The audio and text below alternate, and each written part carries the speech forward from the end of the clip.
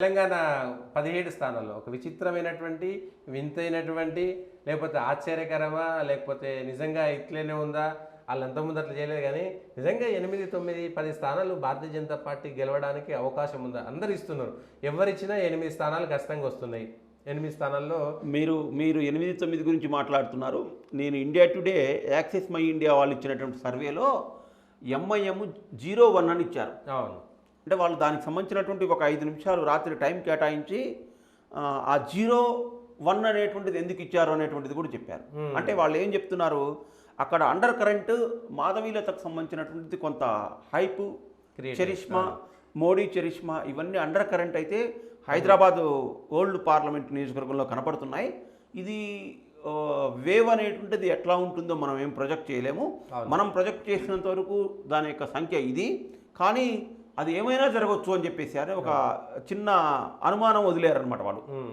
అంటే ఏమైనా జరగవచ్చు అంటే అందుకనే వాళ్ళు 1 అని ఖచ్చితంగా ఇవ్వలేదు, 01 అని ఇచ్చారు. అంటే రేపు పొద్దున ఒకవేళ హైదరాబాద్ కూడా బీజేపీ గెలుస్తుందేమో, గెలవచ్చేమో, గెలిచే అవకాశాలు ఉన్నాయి. అయితే ఈ ఎగ్జిట్ పోల్స్లో కొంత ఎర్రర్ కానీ కొంత మైనస్ కానీ ఎక్కడ చెప్పొచ్చు అంటే, మహిళలు సహజంగా హిందూ మహిళలే బయటకు వచ్చి ఎగ్జిట్ పోల్స్లో వాళ్ళ అభిప్రాయం చెప్పడానికి అవకాశం ఉండదు. ఒరిజినల్గా 50% మహిళలు, 50% పురుషులు. కానీ పురుషులు వాళ్ళ ఎగ్జిట్ పోల్స్లో పాల్గొన్నంతగా, వాళ్ళు సమాధానం చెప్పినంతగా మహిళలు రారు. అందులో పాత బస్తీలో ఉండేటువంటి ముస్లిం మహిళలు ఇంక అసలే రారు, దాదాపుగా 1%, 2% కూడా రారు. కాబట్టి ఒకవేళ త్రిపుల్ తలాక్ పనిచేసి వాళ్ళ భావజాలం మారిపోయి, వాళ్ళ ఆలోచన విధానం మారిపోయి ఎంఐఎంకి వ్యతిరేకంగా ఓటేస్తే అది ఎక్కడ కూడా ప్రొజెక్ట్ కాదు, ఎగ్జిట్ పోల్స్లో అది ప్రొజెక్ట్ కాదు, చేయలేరు కూడా వాళ్ళు.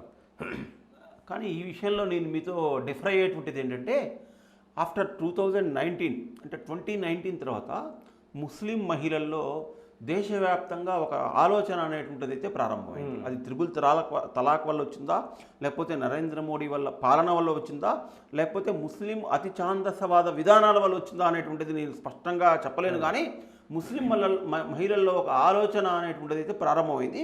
ఆ ఆలోచన యొక్క శాతం ఎంత, వాళ్ళు బయటికి వచ్చి చెప్తున్నారా లేదా వ్యతిరేకంగా ఓటేస్తున్నారా అనేటువంటి విషయం పూర్తిగా వెంటనే చెప్పలేము. కానీ ఒక అడుగు అయితే వాళ్ళ ఆలోచనలో మార్పు రాలేదు, లేకపోతే వాళ్ళు మారుతారని నేను దాన్ని అనట్లేదు. ఎగ్జిట్ పోల్స్లో అది ప్రతిబింబించకపోవచ్చు.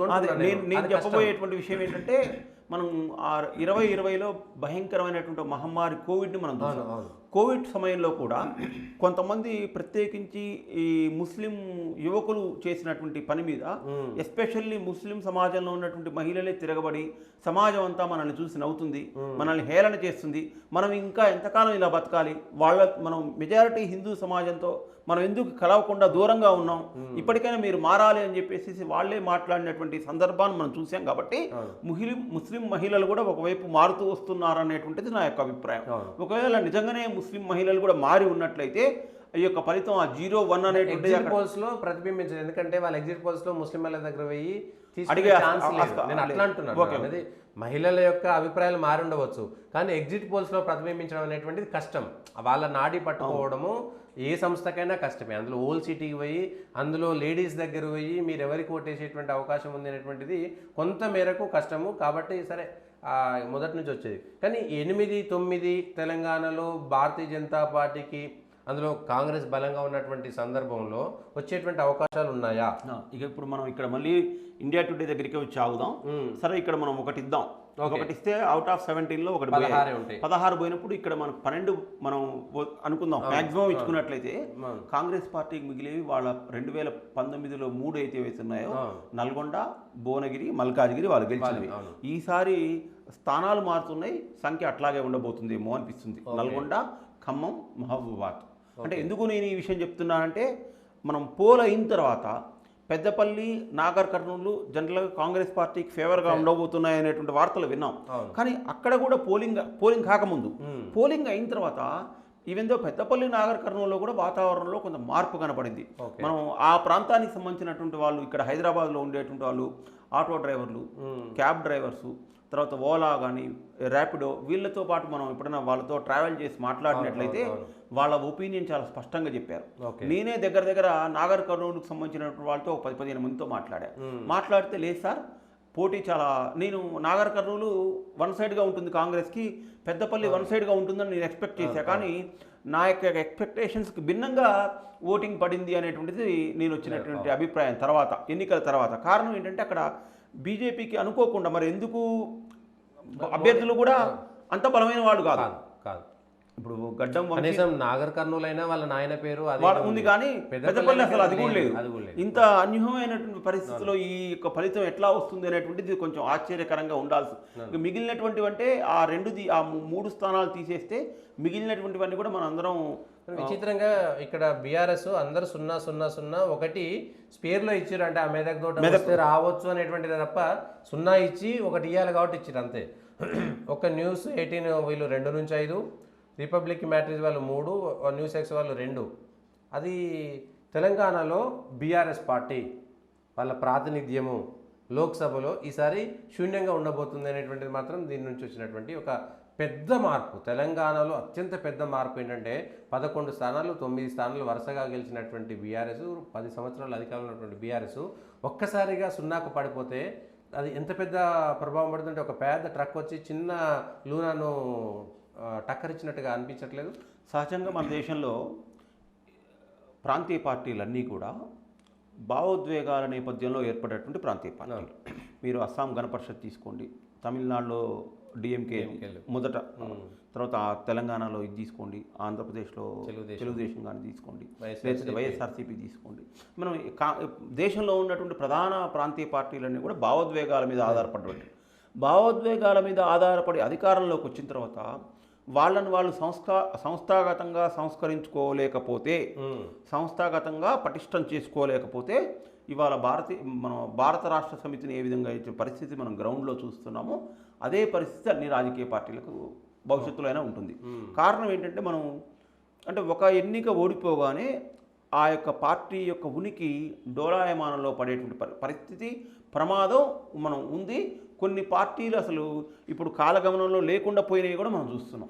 అయితే ఇక్కడ తెలంగాణకు సంబంధించినంత వరకు వచ్చినట్లయితే ఏంటంటే 2014లో అధికారంలోకి రాగానే సరే డెవలప్మెంటు, సంక్షేమము ఇవన్నీ చేస్తూనే కేసీఆర్ చేసినటువంటిది ఏంటంటే ఎవరైతే తెలంగాణకు వ్యతిరేకంగా ఉన్నటువంటి వాళ్ళందరినీ కూడా ఒక్కసారి ఆ కారు ఎక్కిచ్చారు. ఆ కారు ఓవర్లోడ్ అయిపోయింది, ఎక్కడికి కదలలేనటువంటి స్థితిలో ఉంది. ఇప్పుడు ఏమైపోయిందంటే అందరూ ఒక్కసారిగా దిగిపోయారు. ఇన్ని సంవత్సరాల పాటు ఆ కారు కదలకుండా అక్కడే ఉండి ఒక్కసారి ఉండేవరకలా ఇప్పుడు అందరూ దిగిపోయే వరకలా అది కదలలేనటువంటి స్థితిలో ఉంది. మళ్ళీ దాని ఇంజన్లు అన్నీ కూడా విప్పాలి, షెడ్డుకు పంపించాలి, రిపేర్ చేయాలి, అప్పుడు మాత్రమే అది కదిలేటువంటి పరిస్థితి ఉంటుంది తప్ప వెంటనే కదలాలంటే కొంచెం టైం పడుతుంది. కానీ కష్టమే ఉండొచ్చు. అంటే ఈ సిచ్యువేషన్ చూస్తే కాంగ్రెస్ పార్టీకి కొంత ఎదురు దెబ్బనే, కాంగ్రెస్ పార్టీలో కూడా కొంత లుక్కులు వచ్చేటువంటి అవకాశం ఉంటుంది. అంటే ఆమె అసెంబ్లీ ఎలక్షన్లో ఎవరి వల్ల వచ్చింది అనేటువంటి చర్చ ఇప్పుడు కొనసాగుతుండవచ్చు.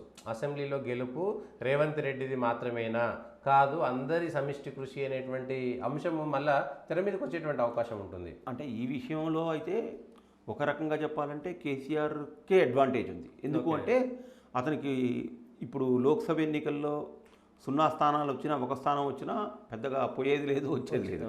కానీ తీవ్రంగా నష్టపోబోతుంది కాంగ్రెస్ పార్టీ.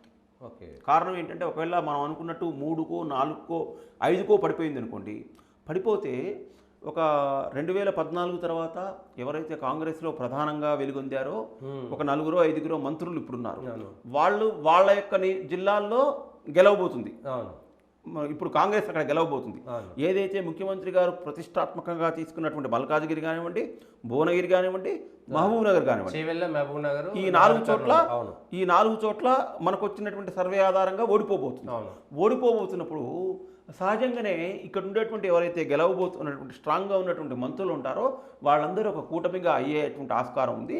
నెమ్మదిగా చాప కింద నీరు ప్రవహించినట్టుగా కొంచెం ప్రవహించేటువంటి ప్రమాదం ఉంది. రెండో విషయం ఏంటంటే ఎట్ ద సేమ్ టైం ఢిల్లీలో కూడా వాళ్ళ బలం లేదు. ఢిల్లీలో కూడా వాళ్ళకు 150 స్థానాలు, అందులో కాంగ్రెస్కి 60 నుంచి 75 స్థానాలు వస్తున్నాయి. ఈ 70 హోదా వస్తుంది. ఈ 75 స్థానాలు వచ్చేటువంటి సమయంలో రాహుల్ గాంధీ దగ్గర కానీ, సోనియా గాంధీ దగ్గర కానీ, లేకపోతే ఇతర కాంగ్రెస్ అగ్రనాయకుల దగ్గర కానీ ఈ 4 ఎవరైతే ఉన్నారో వాళ్ళు ప్రభావితం చేయగలిగినటువంటి స్థితిలో వాళ్ళు ఉంటారు.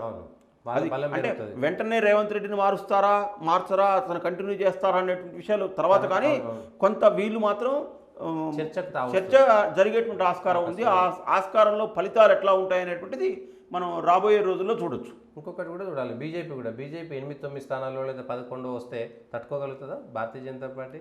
తట్టుకోగలుగుతుందా అంటే ఇక్కడ మళ్ళీ మనం ఇంకొక విషయాన్ని చాలా స్పష్టంగా చెప్పగలగాలి.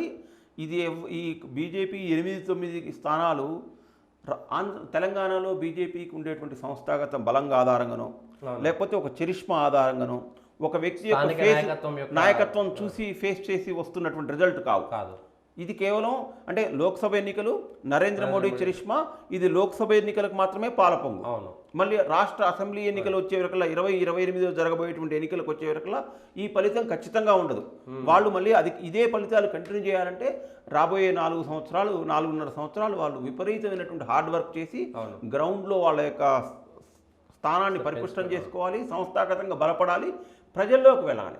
లోక్సభ ఎన్నికల్లో ప్రజలకు వెళ్ళి గెలవడం వేరు, అసెంబ్లీ ఎన్నికల్లో ప్రజల్లోకి గెలవడం అనేటువంటిది వేరు. ఈ రెండింటి మధ్య తేడాని వాళ్ళు గుర్తించగలగాలి అంతే. రేపు మళ్ళీ ఈ స్థానిక సంస్థ ఎన్నికలని మనకు సంబంధం అంటే రేపు సర్పంచ్ ఓట్లు లేకపోతే ఎంపీటీసీ ఓట్లు మోడీని చూసి ఓటు వేరు. ఉన్న అభిమానం ఉన్నా కూడా స్థానికంగా ఉండేటువంటి నాయకత్వం పరిస్థితులు ఖచ్చితంగా వేరు కూడా కనబడుతుంది. అదొక అంశం.